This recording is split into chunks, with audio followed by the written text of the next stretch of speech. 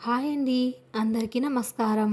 ఈరోజు కథ 52 వాడికి 15 పిల్ల పార్ట్ 2. ఇక కథలోకి వెళితే, రాత్రి జరిగిన ఆ భయంకరమైన సంఘటన తర్వాత లక్ష్మికి కంటి మీద కునుకులేదు. రమేష్ మాటలు ఆమె చెవుల్లో ఇంకా ప్రతిధ్వనిస్తూనే ఉన్నాయి. నువ్వు నా సొమ్ము, నా డబ్బుతో కొనుక్కున్న పెంపుడు జంతువువి. ఆ మాటలు ఒక పదునైన కత్తిలా ఆమె పసి మనసును కోసేస్తున్నాయి. కన్నీళ్లు కూడా ఎండిపోయిన స్థితిలో నేల మీద పడి ఉన్న ఆమె అలాగే ఉదయం వరకు ఉండిపోయింది. తెల్లవారింది. సూర్యకిరణాలు ఆ పెద్ద బంగళా కిటికీల గుండా లోపలికి వస్తున్నా ఆ ఇంట్లో ఉన్న కారు చీకటిని మాత్రం అవి పారద్రోలలేకపోతున్నాయి. ఉదయం 7 గంటలకే రమేష్ నిద్రలేచాడు. ముఖం కడుక్కొని తన జీపు వేసుకుని పొలాల వైపు వెళ్ళిపోయాడు. వెళ్తూ వెళ్తూ పనివాళ్ళ మీద అరిచిన అరుపులు హాల్లో ఇంకా వినిపిస్తున్నట్లుగానే ఉన్నాయి. అతను వెళ్ళిన అరగంట తర్వాత కానీ లక్ష్మి గదిలో నుంచి బయటకు రాలేదు. ఆమె జుట్టు చెరిగిపోయి ఉంది. ముఖం పాలిపోయి ఉంది. ఆ పెద్ద ఇంట్లో ఇప్పుడు లక్ష్మి, ఆ ఇద్దరు మూగపోయిన పనివాళ్ళు మాత్రమే ఉన్నారు. లక్ష్మికి ఊపిరి ఆడడం లేదు. రాత్రి పక్కింటి కిటికీలో నుంచి జానకమ్మ చూసిన ఆ వింత చూపు ఆమె మనస్సును తొలిచేస్తుంది. ఆ చూపుల్లో జాలి లేదు, కానీ ఏదో భయంకరమైన నిజం దాగి ఉన్నట్లుగా ఆమెకు అనిపించింది. ఆ రహస్యం ఏమిటో తెలుసుకోవాలన్న తపన, భయం రెండూ ఆమెను ఉక్కిరి బిక్కిరి చేస్తున్నాయి. లక్ష్మి నెమ్మదిగా నడుచుకుంటూ ఇంటి పెరట్లోకి వచ్చింది. అక్కడ ఎత్తైన ప్రహారీ గోడలకు ఒక మూల చిన్న ఇనుప కంచె ఉంది. ఆ కంచె అవతలే జానకమ్మ ఇల్లు. పెరట్లో పెద్ద పెద్ద చెట్లు ఉండడం వల్ల ఆ కంచె దగ్గర ఎవరైనా నిలబడితే ఇంటి ముందు ఉన్న వాళ్లకు కనిపించదు. లక్ష్మి ఆ కంచె దగ్గరకు వెళ్ళి ఆ పెంకుటింటి వైపు దీనంగా చూసింది. అప్పుడే అక్కడ పాత్రలు కడుగుతున్న జానకమ్మ లక్ష్మిని గమనించింది. చేతులు చీరకు తుడుచుకొని చుట్టుపక్కల ఎవ్వరూ లేరని నిర్ధారించుకున్న తర్వాత నెమ్మదిగా కంచె దగ్గరకు వచ్చింది జానకమ్మ. ఇద్దరి మధ్య కొద్దిసేపు నిశ్శబ్దం. లక్ష్మి కళ్ళల్లో నీళ్లు తిరుగుతున్నాయి. దయచేసి నన్ను కాపాడండి అన్నట్లుగా ఆమె కళ్ళు వేడుకుంటున్నాయి. జానకమ్మ ఒక లోతైన నిట్టూర్పు విడిచింది. ఆమె ముఖంలో ఒక రకమైన అపరాధ భావం, భయం స్పష్టంగా కనిపిస్తున్నాయి. ఏడుస్తున్నావా పిల్ల? జానకమ్మ గొంతులో కరుకుదనం లేదు, ఒక తెలియని వేదన ఉంది. ఈ రాతి గోడల మధ్య నీ కన్నీళ్లు ఎవ్వరికీ కనిపించవు, ఎవ్వరికి వినిపించవు. ఇక్కడ రాళ్ళు కూడా క్రూరమైనవే. లక్ష్మికి ఏడుపు ఆగలేదు. అమ్మా, ఆయన్ని చూస్తే నాకు భయంగా ఉంది. నన్ను కొడుతున్నాడు, జుట్టు పట్టుకొని లాగుతున్నాడు. నేను ఇక్కడ ఉండలేను. నన్ను మా ఊరు పంపించేయండి అంటూ కంచె ఇనుప ఊచలను గట్టిగా పట్టుకొని బతిమలాడుకుంది. జానకమ్మ ఆమె చేతులను తన చేతుల్లోకి తీసుకుంది. ఆ స్పర్శలో ఒక తల్లి స్పర్శ లాంటి వెచ్చదనం ఉంది. నువ్వు వెళ్ళలేవు పిల్ల. ఈ ఇంటి గడప తొక్కిన ఆడది ప్రాణాలతో బయటకు వెళ్ళడం అంత సులభం కాదు. నీకంటే ముందు ఈ ఇంట్లోకి వచ్చిన దానికి కూడా అదే గతి పట్టింది. లక్ష్మి కళ్ళు ఆశ్చర్యంతో విప్పార్చాయి. నాకంటే ముందు వచ్చిన ఆవిడ అంటే ఆయన మొదటి భార్య కాంతమ్మ గురించే కదా మీరు చెబుతోంది? ఆమె జబ్బు చేసి చనిపోయిందని మా ఊర్లో బ్రోకర్ సాంబయ్య చెప్పాడు అంది లక్ష్మి అనుమానంగా. జానకమ్మ పెదవులపై ఒక చేదు నవ్వు వికసించింది. కాంతమ్మ, అది బయట ప్రపంచానికి వాళ్ళు చెప్పిన కట్టుకథ. అసలు ఆమె పేరు కాంతమ్మ కాదు, ఆమె పేరు రాధ. రాధ అన్న పేరు వినగానే లక్ష్మి గుండెల్లో ఏదో తెలియని ప్రకంపన మొదలయ్యింది. జానకమ్మ చుట్టూ కలయ చూసి గొంతు తగ్గించి చెప్పడం మొదలుపెట్టింది. ఊర్లో వాళ్ళంతా మొదటి భార్య జబ్బుతో పోయింది అనుకుంటున్నారు. ఈ రమేష్ బాబు తన పరపతి ఉపయోగించి ఊరి పెద్దల నోర్లు మూయించాడు. కాని నిజం అది కాదు పిల్ల. రాధ 3 ఏళ్ల క్రితం చనిపోలేదు. ఆమె ఈ ఇల్లు వదిలి పారిపోయింది. ఆ మాట వినగానే లక్ష్మి గుండె ఒక్కసారిగా ఆగినట్టయింది. ఊపిరి తీసుకోవడం కూడా మర్చిపోయింది. పారిపోయిందా? ఎందుకు? ఎలా? తడబడుతూ అడిగింది. ఎందుకా? జానకమ్మ కళ్ళల్లో నీళ్లు తిరిగాయి. ఎందుకంటే ఈ ఇల్లు ఒక కబేలా. ఆ రమేష్ ఒక మృగం. రాధ కూడా సరిగ్గా నీ వయసులోనే నీలాగే అమాయకంగా ఈ ఇంట్లో అడుగుపెట్టింది. ఆ పక్కింటి ఊరి నుండి అప్పుల బాధలు తాళలేక వాళ్ళ నాన్న ఆ పిల్లను ఈ రాక్షసుడికి ఇచ్చి పెళ్లి చేశాడు. మొదటి రోజు రాధను చూసినప్పుడు అచ్చం నిన్ను చూసినట్లే అనిపించింది. లేత వయసు, చదువుకోవాలన్న ఆశ, కళ్ళ నిండా కలలు. జానకమ్మ గొంతు బొంగరు పోయింది. ఆమె గతంలోకి వెళ్తున్నట్లుగా ఆమె చూపులు శూన్యంలోకి మారాయి. కానీ ఆ కలలు వారం రోజులు కూడా నిలవలేదు. రోజు రాత్రి ఆ గదిలో నుంచి రాధ అరుపులు నా కిటికీకి స్పష్టంగా వినిపించేవి. వాడు తాగి వచ్చి ఆమెను చిత్రహింసలు పెట్టేవాడు. ఆమె ఒంటి మీద వాతలు, గాయాలు లేని రోజు ఉండేది కాదు. ఉదయం పూట ఆ పిల్ల పెరట్లోకి వచ్చి ఒంటరిగా ఈ కంచె దగ్గర కూర్చొని గంటల తరబడి ఏడ్చేది. నన్ను చంపేయండి అత్తా, నేను బతకలేను అని నా చేతులు పట్టుకొని బతిమలాడుకునేది. నేను సామాన్యురాలిని. ఆ రమేష్ బాబుకి ఎదురెళ్లే ధైర్యం నాకు లేకపోయింది. అలా కళ్ళెదురుగా ఒక ప్రాణం నరకం అనుభవిస్తుంటే మౌనంగా చూస్తూ ఉండిపోయాను. లక్ష్మికి తన భవిష్యత్తు అద్దంలో చూసుకున్నట్లుగా అనిపిస్తుంది. రాధ అనుభవించిన నరకం ఇప్పుడు తన వంతుగా వచ్చిందని ఆమెకు అర్థమవుతుంది. ఆ తర్వాత ఏమైందమ్మా? రాధ ఎలా పారిపోయింది అని ఆతృతగా అడిగింది లక్ష్మి. ఒక రాత్రి జానకమ్మ వణుకుతున్న గొంతుతో చెప్పింది. అది అమావాస్య రాత్రి. ఇంట్లో పని వాళ్ళంతా నిద్రపోయారు. రమేష్ ఎప్పట్లాగే తాగి వచ్చి స్పృహ తప్పి పడిపోయాడు. ఆ రాత్రి రాధ ఈ కంచె దూకి నా దగ్గరకు వచ్చింది. ఆమె ఒళ్ళంతా రక్తగాయాలు ఉన్నాయి. బట్టలు చినిగిపోయి ఉన్నాయి. నేను ఇక ఒక్క క్షణం ఇక్కడ ఉన్నా నన్ను వాడు చంపేస్తాడు, నేను పారిపోతున్నాను అని చెప్పింది. నేను భయపడ్డాను. వాడు ఉదయం లేచి చూస్తే ఊరుకోడని వారించాను. కానీ ఆ పిల్ల వినలేదు. జానకమ్మ తన చీర కొంగుతో కళ్ళు తుడుచుకుంది. ఆ రాత్రి ఆ కారు చీకట్లో ఒంటరిగా పరిగెత్తుకుంటూ వెళ్ళిపోయింది రాధ. మరుసటి రోజు ఉదయం రమేష్ లేచి చూసేసరికి రాధ లేదు. ఇల్లంతా వెతికాడు. తన పరువు పోతుందని భయపడి పని వాళ్ళను బెదిరించాడు. 2 రోజుల తర్వాత నా భార్య గుండెపోటుతో చనిపోయింది అని ఊర్లో అందరికీ చెప్పి తన పొలంలో ఒక చోట దొంగతనంగా అంత్యక్రియలు జరిగినట్లు నాటకం ఆడాడు. ఆ నాటకానికి బ్రోకర్ సాంబయ్య, ఊరి పెద్దలు అందరూ వత్తపాడారు. ఎవ్వరికీ నిజం తెలియదు. ఆ పారిపోయిన రాధ ఏమైందో, ఎక్కడ ఉందో ఇప్పటికీ ఎవరికీ తెలియదు. ఈ నిజం విన్న లక్ష్మి మనసులో ఒక్కటే ఆలోచన. రాధ ఎక్కడ ఉందో, ఎందుకు అంత సాహసం చేసి పారిపోయిందో తెలిస్తే తన ముందున్న జీవితం ఏంటో, తను కూడా ఈ నరకం నుంచి ఎలా బయటపడాలో అర్థమవుతుంది. పారిపోవడం సాధ్యమే అని తెలిసిన ఆ క్షణంలో ఆమెలో అప్పటి వరకు చచ్చిపోయిన ఒక చిన్న ఆశ మళ్ళీ మొలకెత్తింది. అయితే రాధ ఎక్కడికి వెళ్ళిందో మీకు నిజంగానే తెలియదా అమ్మా అని ఆశగా అడిగింది లక్ష్మి. జానకమ్మ కళ్ళు మరింత సీరియస్ అయ్యాయి. ఆమె చుట్టూ మరోసారి కలయజూసి తన చీర మడతల్లో నుంచి ఒక పాత పసుపు రంగులోకి మారిన కాగితాన్ని తీసింది. అది అక్కడక్కడ చిరిగిపోయి మడతలు పడి ఉంది. దాని మీద కొన్ని చోట్ల ఎండిపోయిన రక్తపు మరకలు కూడా ఉన్నట్లుగా అనిపిస్తుంది. ఆ రాత్రి రాధ పారిపోయే ముందు నా చేతులు పట్టుకొని ఏడుస్తూ ఈ కాగితాన్ని నా చేతిలో పెట్టింది. నాకు చదువు వచ్చు అత్త. నా బాధనంతా ఇందులో రాశాను. ఇది నా దగ్గర ఉంటే వాడు నన్ను చంపేస్తాడు. ఇది నీ దగ్గరే ఉంచు. ఎప్పటికైనా ఈ నిజం బయటపడాలి అని చెప్పి వెళ్ళిపోయింది. జానకమ్మ ఆ ఉత్తరాన్ని లక్ష్మి వైపు చాపింది. లక్ష్మి గుండె వేగం విపరీతంగా పెరిగిపోయింది. ఆమె చేతులు వణుకుతున్నాయి. ఆ ఉత్తరం ఒక కాగితం ముక్క కాదు. అది ఒక ఆడపిల్ల ఆక్రందన, ఒక కన్నీటి చరిత్ర. భయపడుతూనే ఆ ఉత్తరాన్ని అందుకుంది లక్ష్మి. ఆ కాగితం చల్లగా ఉంది. కానీ లక్ష్మి చేతులు మాత్రం మంచులా మారిపోయాయి. ఇందులో ఏముంది అమ్మా? లక్ష్మి గొంతు వణికింది. నాకు చదువు రాదు పిల్ల.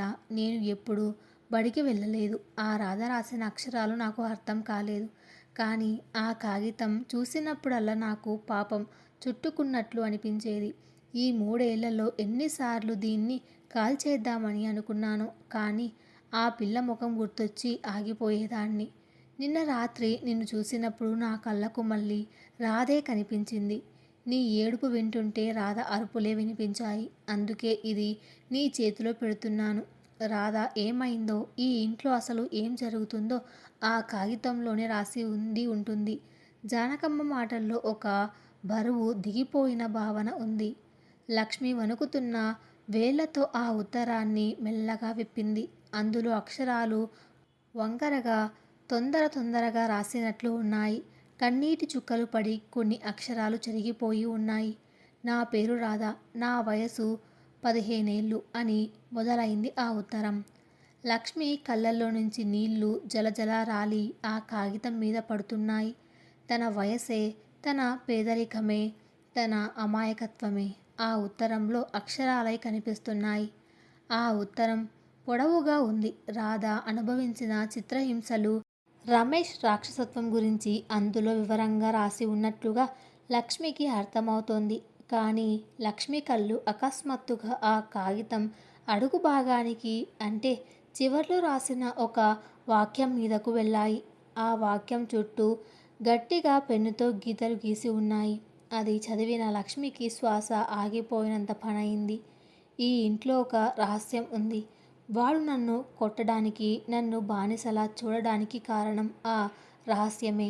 ఒకవేళ నేను చనిపోయినా నా తర్వాత ఈ నరకంలోకి వేరే ఆడపిల్ల ఎవరైనా వస్తే ఆమెకు ఈ మాట ఖచ్చితంగా చెప్పు. వాడి గదిలో ఉన్న పాత ఇనుప పెట్టెలో. వాక్యం అక్కడితో అసంపూర్ణంగా లేదు కానీ లక్ష్మి చదవడం ఆపేసింది. ఆమె కళ్ళు భయంతో విస్తరించాయి. చేతులు అదుపు లేకుండా వణుకుతున్నాయి. ఆ కాగితం గాలికి రెపరెపలాడుతుంది. ఈ ఇంట్లో ఒక రహస్యమా? రమేష్ గదిలో ఉన్న పాత ఇనుప పెట్టెలో ఏముంది?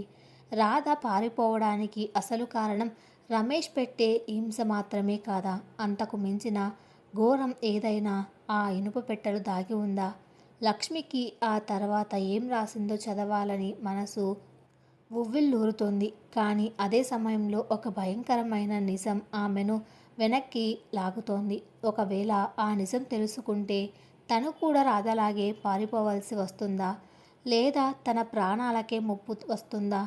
ఆ చీకటి గదిలో ఆ మృగం నిద్రపోయే మంచం కింద ఉన్న ఇనుప పెట్టెను తెరిచి చూసే సాహసం తను చేయగలదా?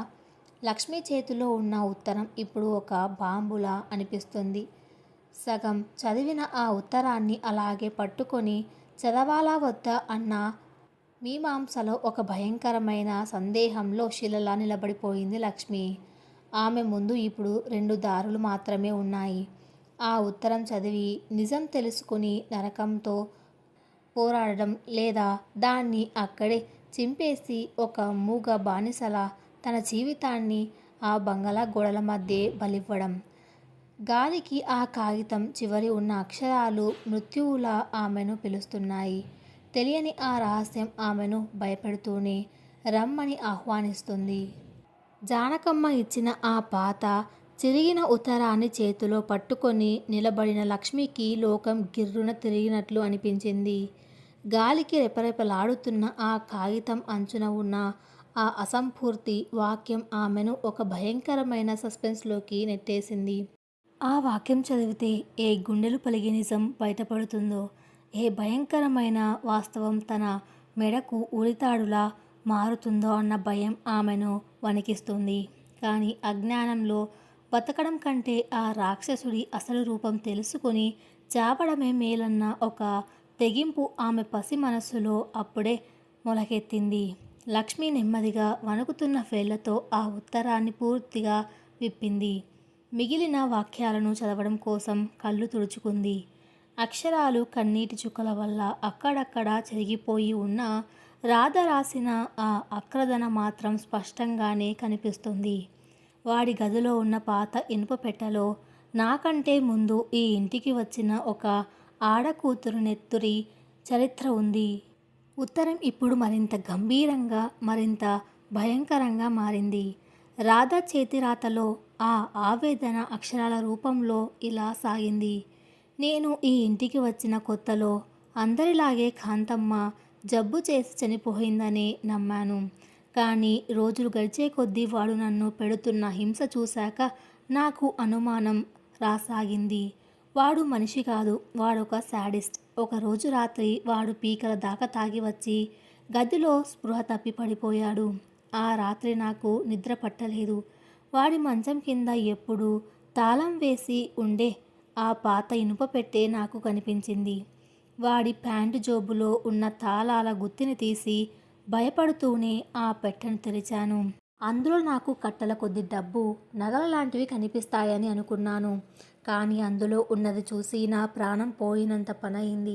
అందులో ఒక పాత డైరీ ఉంది. అది కాంతమ్మ రాసుకున్న డైరీ. ఆ డైరీ పేజీల్లో ఆమె అనుభవించిన నరకం అక్షరాల రూపంలో ఉంది. పెళ్ళైన మొదటి రోజు నుంచే వాడు ఆమెను అదనపు కట్నం కోసం ఎలా వేధించాడో, ఎలా కొట్టాడో అందులో రాసి ఉంది. నన్ను చంపేస్తానని బెదిరిస్తున్నాడు. నాకు భయంగా ఉంది అని కాంతమ్మ తన డైరీలో రాసుకుంది.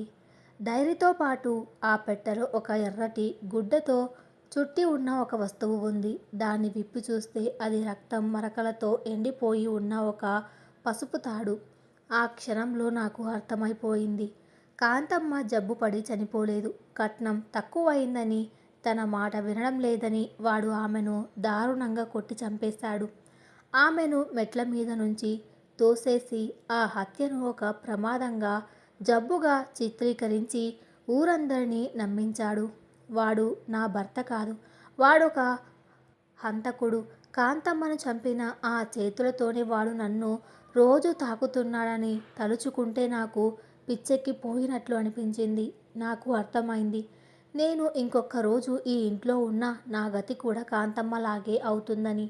ఈ విషయం వాడికి తెలిస్తే నన్ను కూడా అడ్డు తొలగించుకొని ఇంకో నాటకం ఆడతాడు.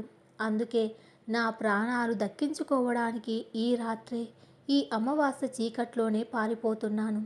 ఈ ఉత్తరం చదువుతున్న దానివి ఎవరో, నీ పేరేంటో నాకు తెలియదు. కానీ నువ్వు కూడా నాలాగే కళ్ళ నిండా కలలతో ఈ నరకంలోకి అడుగుపెట్టిన ఒక ఆడపిల్లవే అయితే వాడిని నమ్మకు. ఇక్కడ ప్రాణాలతో బ్రతకలేవు. వీలైతే పారిపో, లేదా ఆ పెట్టెలోని డైరీని పోలీసులకు అప్పగించి వాడిని జైలుకు పంపు. నాకెవరూ సహాయం చేసేవాళ్ళు లేక నేను పారిపోతున్నాను. నిన్ను ఆ దేవుడే చల్లగా చూడాలి. లక్ష్మి చదవడం ఆపేసింది. ఉత్తరం పూర్తయింది. ఆ కాగితం లక్ష్మి చేతుల్లో నుంచి జారి కింద పడింది. ఆమె కళ్ళ ముందు కాంతమ్మ పడ్డ కేకలు, రాధపడిన భయం, రమేష్ చేతులకు అంటిన నెత్తురు అన్నీ ఒకేసారి సినిమా రీతులా తిరుగుతున్నాయి. తాను పెళ్లి చేసుకున్నది ఒక వయసు మళ్ళిన ముసలివాడిని మాత్రమే కాదు, ఒక కర్రశుడైన హంతకుడిని. తాను పడుకుంటున్న ఆ గదిలోనే, ఆ మంచం కిందే ఒక హత్య తాలూకు సాక్ష్యాలు పదిలంగా దాచిపెట్టబడి ఉన్నాయి. ఒక్క క్షణం లక్ష్మికి శ్వాస ఆడలేదు.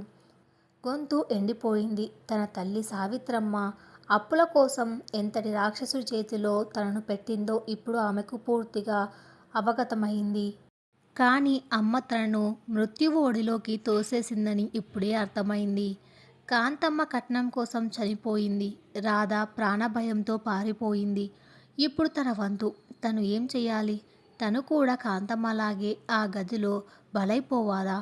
ఆ ఆలోచన రాగానే లక్ష్మి కళ్ళల్లో నుంచి కారుతున్న కన్నీళ్లు ఒక్కసారిగా ఆగిపోయాయి. అప్పటి వరకు ఆ 17 ఏళ్ల పిల్ల మనసులో ఉన్నది కేవలం భయం. అమ్మ వదిలేసిందన్న భయం, ముసలివాడితో కాపురం అన్న భయం, కొడుతున్నాడన్న భయం. కానీ ఇప్పుడు ఆ భయం స్థానంలో ఒక అగ్నిపర్వతం లాంటి ఆవేశం రగిలింది. ఆ భయమే గడ్డకట్టి ఒక దృఢమైన నిర్ణయంలా మారింది. కింద పడిన ఆ ఉత్తరాన్ని లక్ష్మి నెమ్మదిగా చేతుల్లోకి తీసుకుంది. దాన్ని జాగ్రత్తగా చిన్నగా మడిచింది. ఆ ఒక్క కాగితం ఇప్పుడు ఆమె జీవితాన్ని శాశ్వతంగా మార్చేయగలదు, లేదా ఆమె ప్రాణాలను గాల్లో కలిపేయగలదు. ఆ కాగితం ఒక మృత్యుశాసనం కాదు, అది ఆమెకు దొరికిన ఏకైక బ్రహ్మాస్త్రం. రమేష్ గురించి అందరికీ తెలిసిన పెద్ద మనిషి ముసుగును లాగేసి వాడిని ఉరికంబం ఎక్కించగల సాక్ష్యం ఎక్కడ ఉందో చెప్పే రహస్య పటం అది. నేను చావను. ఈ రాక్షసుడి చేతిలో ఏ అనామకురాలిగానో చచ్చిపోను. రాధ అక్కలాగా పిరికి దానిలా పారిపోను కూడా. వాడు చేసిన తప్పును బయటపెడతాను. నేను బడికెళ్ళి చదువుకోలేకపోవచ్చు, కానీ నా జీవితాన్ని నేను దక్కించుకుంటాను అని లక్ష్మి మనసులో గట్టిగా అనుకుంది. ఒక నిస్సహాయురాలైన పసిపిల్ల ఆ క్షణంలో ఒక వీరనారిలా రూపాంతం చెందింది. ఉత్తరాన్ని జాగ్రత్తగా మడిచి తను వేసుకున్న పరికిని జేబులో లోపలికి తోసి ఎవ్వరికీ కనిపించకుండా దాచుకుంది లక్ష్మి. కింద పడ్డ ఆ కాగితపు ముక్క ఇప్పుడు ఆమె గుండెకు దగ్గరగా భద్రంగా ఉంది. ఆమె ముఖంలో ఇప్పుడు ఏడుపు లేదు. ఒక రకమైన కరుకుదనం, ఒక పోరాట పటిమ స్పష్టంగా కనిపిస్తున్నాయి.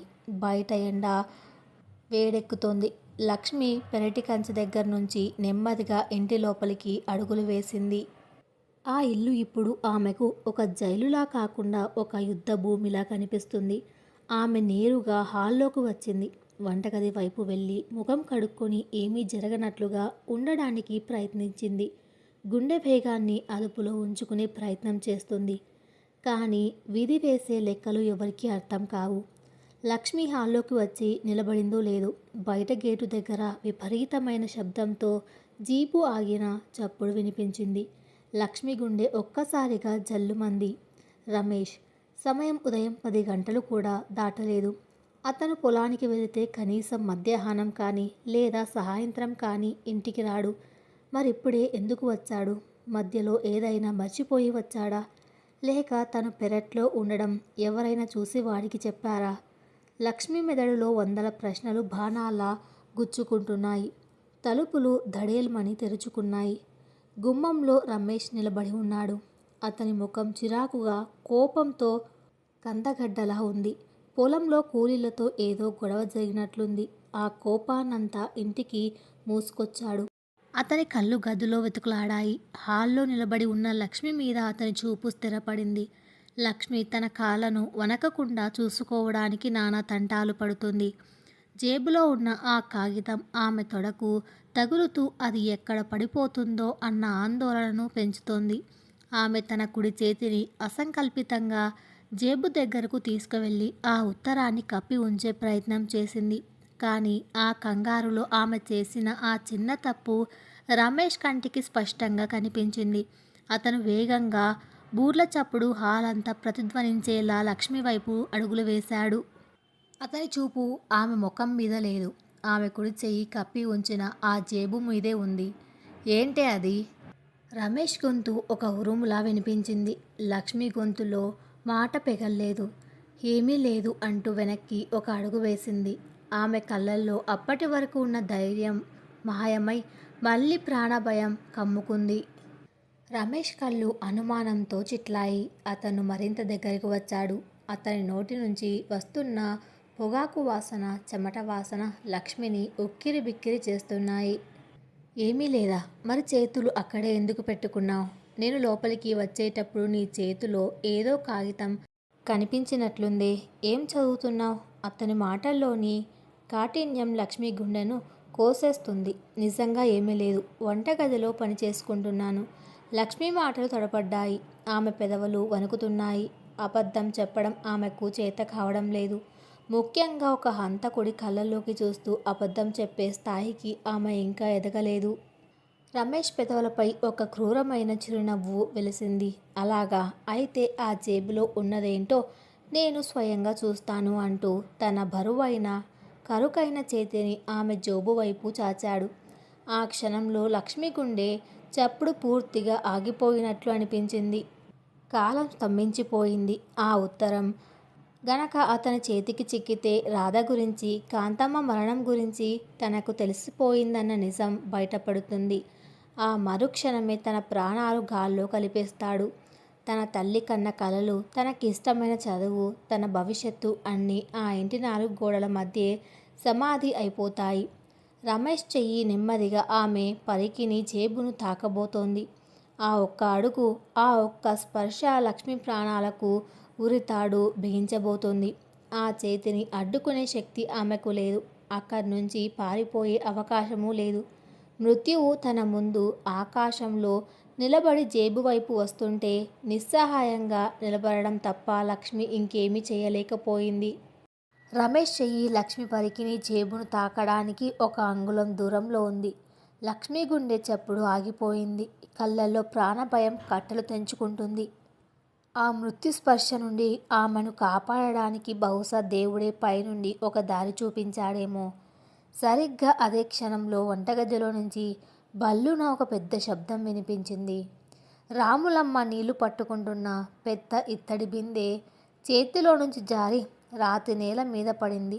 ఆ పెద్ద శబ్దానికి రమేష్ ఉలిక్కిపడి వెనక్కి తిరిగాడు. లక్ష్మి జేబు వైపు వెళ్తున్న అతని చెయ్యి ఆగిపోయింది. అతని కోపం మొత్తం ఇప్పుడు వంటగది వైపు మళ్ళింది. ఏంటే ఆ చప్పుడు? కళ్ళు నెత్తినెక్కాయా? ఇంట్లో ఉన్న వస్తువులన్నీ పగలగొట్టేలా ఉన్నావే అంటూ రాములమ్మను బూతులు తిడుతూ వంటగది వైపు అడుగులు వేశాడు రమేష్. ఆ దొరికిన ఒక్క క్షణాన్ని వృధా చెయ్యలేదు లక్ష్మి. వెంటనే వెనక్కి అడుగులేసి ఎవ్వరు చూడకుండా హాల్ పక్కనే ఉన్న బాత్రూంలోకి వెళ్ళి గడియ పెట్టుకుంది. తన రొమ్ము మీద చెయ్యి వేసుకొని వేగంగా ఊపిరి పీల్చుకుంది. ఆ ఉత్తరం ఇంకా తన జేబులోనే సురక్షితంగా ఉంది. బయట రమేష్ ఫోన్ మోగింది. పొలం దగ్గర నుంచి మేస్త్రి ఫోన్ చేశాడు. పని వాళ్ళు ఎవరో గొడవ పడుతున్నారని చెప్పాడు. వస్తున్నా, అక్కడే ఉండండి అని ఫోన్ కట్ చేసిన రమేష్ బాత్రూం వైపు తిరిగి రాత్రికి వస్తానే నీ సంగతి చెబుతాను అని కసిగా అరిచి గబగబా బయటికి వెళ్ళిపోయాడు. జీపు స్టార్ట్ అయ్యి గేటు దాటి వెళ్ళిన శబ్దం లక్ష్మికి బాత్రూం లోపలికి స్పష్టంగా వినిపించింది. రమేష్ వెళ్ళిపోయిన 10 నిమిషాల తర్వాత భయపడుతూనే బాత్రూం తలుపు తీసి బయటకు వచ్చింది లక్ష్మి. ఇల్లంతా మళ్ళీ ఎప్పటిలాగే నిశ్శబ్దంగా ఉంది.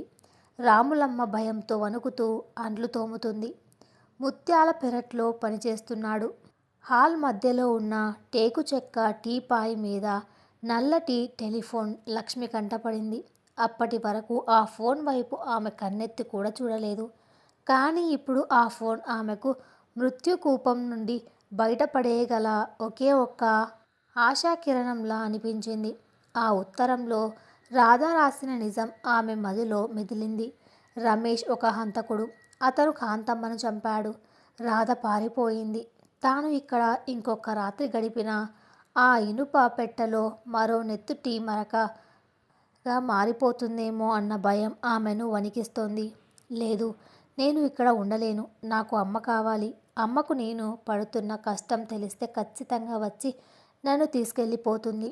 ఆ రోజు బ్రోకర్ మాటలు విని అప్పుల బాధ తట్టుకోలేక అలా చేసింది. కానీ నా ప్రాణానికే ప్రమాదం ఉందని తెలిస్తే ఏ తల్లి వదిలేయదు అని లక్ష్మి తన పసి మనసుకు తానే ధైర్యం చెప్పుకుంది. నెమ్మదిగా అడుగుల చప్పుడు కాకుండా వెళ్ళి ఆ ఫోన్ రిసీవర్ ఎత్తింది. చేతులు వణుకుతున్నాయి. తన ఊర్లో వాళ్ళ గుడిసె పక్కనే ఉన్న కిరాయి కొట్టు సీనయ్య ఫోన్ నంబర్ ఆమెకు గుర్తుంది. అమ్మకు ఏదైనా చెప్పాలంటే ఊళ్ళో వాళ్ళంతా ఆ కొట్ ఫోన్కే చేస్తారు. వణుకుతున్న వేళ్లతో ఆ నెంబర్ డయల్ చేసింది లక్ష్మి. ఫోన్ మోగుతుంది. ప్రతి రింగ్ లక్ష్మి గుండెల్లో ఒక యుగంలా గడుస్తోంది. హలో, అవతల వైపు నుంచి సీనయ్య గొంతు వినిపించింది. సీనయ్య అన్నా, నేను లక్ష్మిని. దయచేసి మా అమ్మను పిలుస్తావా? చాలా అర్జెంట్ అన్నా. లక్ష్మి గొంతులో వణుకు, ఏడుపు కలగలిసి ఉన్నాయి. లక్ష్మ, ఉండు. సావిత్రమ్మ అరుగు మీదే కూర్చుంది. ఇస్తున్నా అన్నాడు సీనయ్య. 2 నిమిషాల నిశ్శబ్దం. ఆ తర్వాత రిసీవర్లో ఒక గొంతు వినిపించింది. హలో, ఎవర్రా?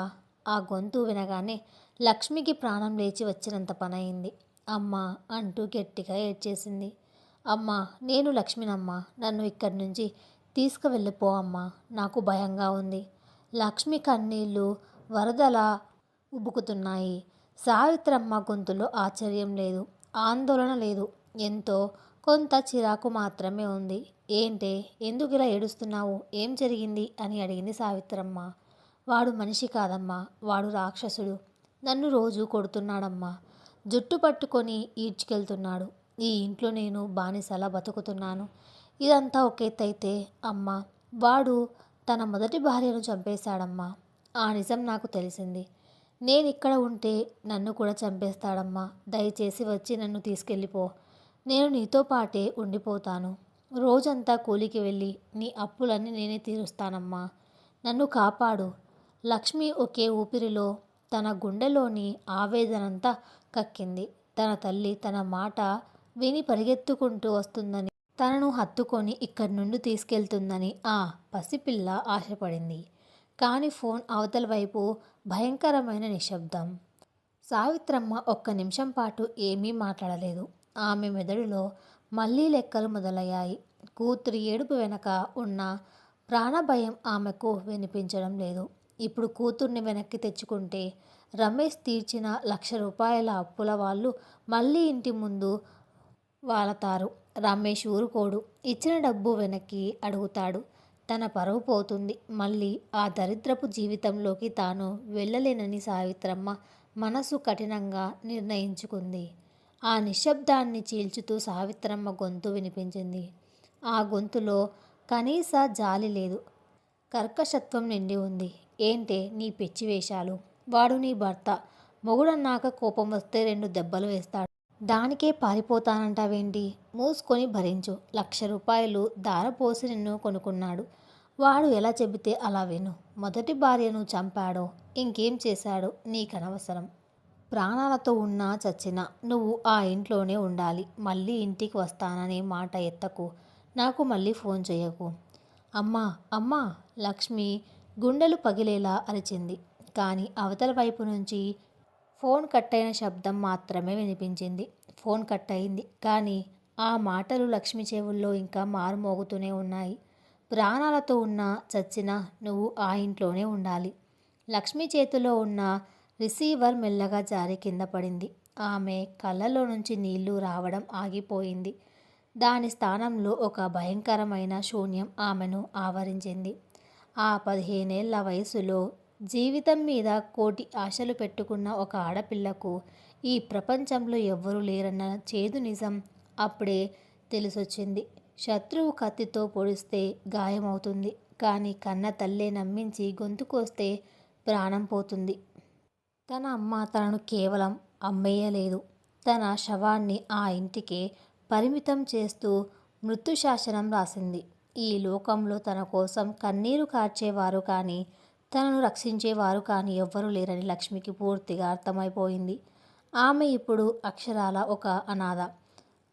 బతికున్న ఒక అనాథ. అలా శూన్యంలోకి చూస్తూ నిలబడిన లక్ష్మికి తన వెనక ఒక భారీ నీడ పడినట్లుగా అనిపించింది.